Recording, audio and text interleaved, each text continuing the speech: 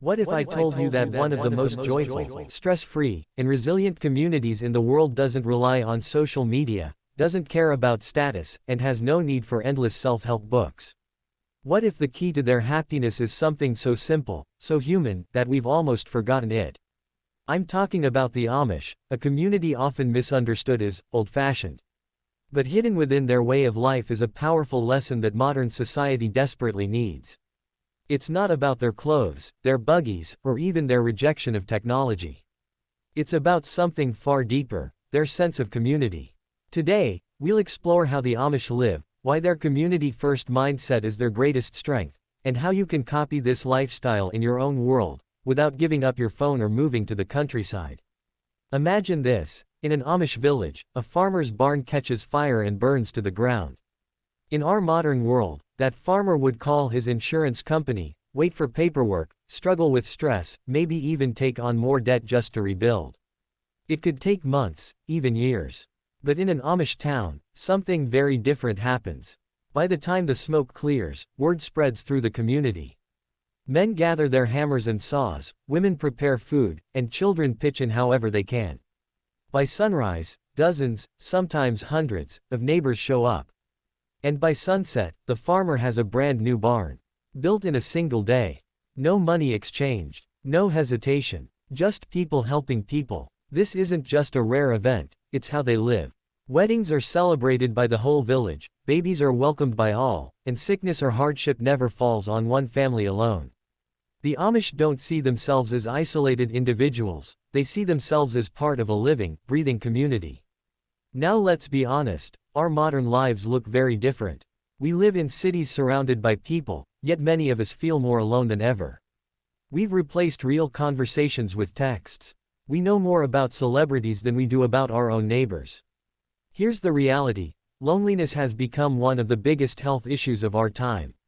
Studies show that chronic loneliness can be as dangerous as smoking 15 cigarettes a day. Anxiety and depression are skyrocketing, not because we don't have enough technology, but because we've lost something far more important: connection. We've built a world where we're independent, but not interdependent. And that's where the Amish have something to teach us.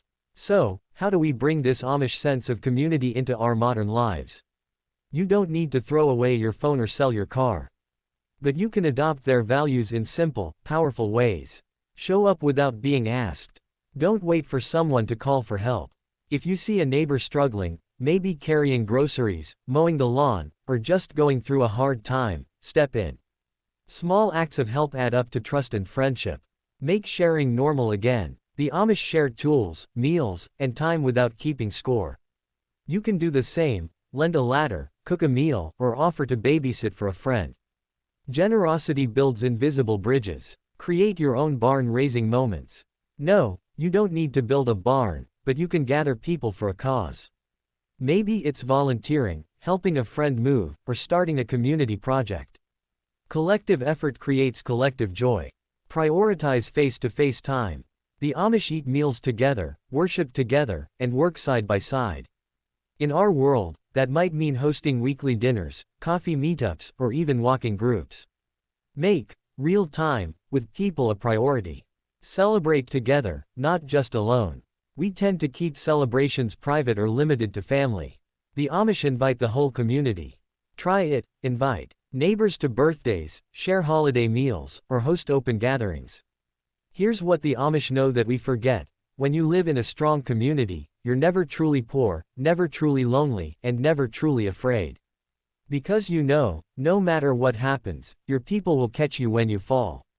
That kind of security doesn't come from money, fame, or technology. It comes from human connection. Think about it: when was the last time you really leaned on someone? When was the last time you offered help without expecting anything in return? That's where real happiness lives. Not in things, but in people. Now, you might be thinking, that sounds great, but I don't live in an Amish village. I live in a city where no one even makes eye contact. And you're right, it's harder. But that doesn't mean it's impossible. Start small. Smile at strangers. Say hello to your neighbors. Little gestures can spark real relationships.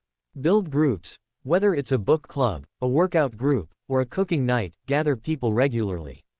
Replace digital with real. Instead of spending 3 hours scrolling, spend 1 hour calling or meeting a friend. Be vulnerable. Don't be afraid to admit when you need help. The Amish don't hide struggle, they share it. That's why they overcome it. We're living in a world where everything is getting faster, smarter, and more connected digitally. But what's the point of being connected online if we're disconnected in real life? The Amish remind us of something timeless. You don't need the latest app to be happy, you need people. You need a support system, a tribe, a circle. That's the real Wi-Fi of the soul, a network of humans who care. So here's my challenge to you. This week, do something Amish. Show up for someone. Share a meal. Start a tradition. Build your own version of a barn raising.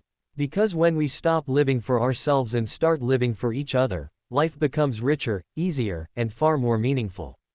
If this lesson from the Amish lifestyle inspired you, hit that like button, subscribe to Smart Frugal Living, and let's keep learning from the wisdom of cultures and communities around the world. After all, happiness isn't about living alone in success, it's about rising together in community.